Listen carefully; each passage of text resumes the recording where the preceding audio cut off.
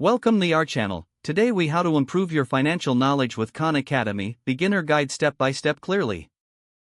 Start by visiting the Khan Academy website at www.khanacademy.org.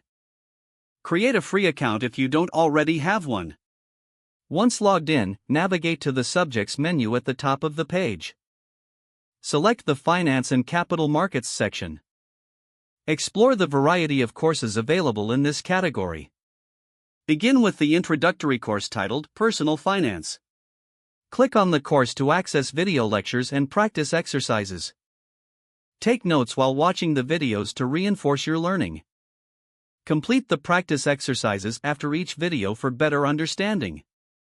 Move on to more advanced topics like investment and economics. Use the search function to find specific topics you may want to learn about.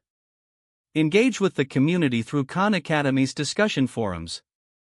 Consider using the mobile app to learn on the go. Set a study schedule to keep your learning consistent. Regularly review your notes and completed exercises. Apply what you've learned to your personal financial situation.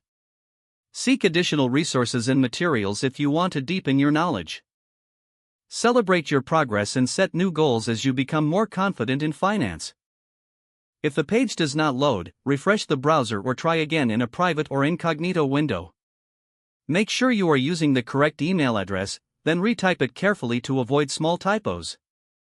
If your password is not accepted, use the reset option and create a new strong password you can remember.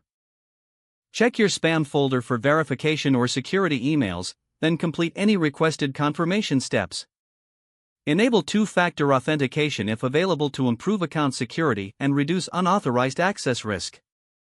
After signing in, review your profile details so your contact information and settings are accurate and current. If you see an error message, note it down and try again after restarting your device and internet connection.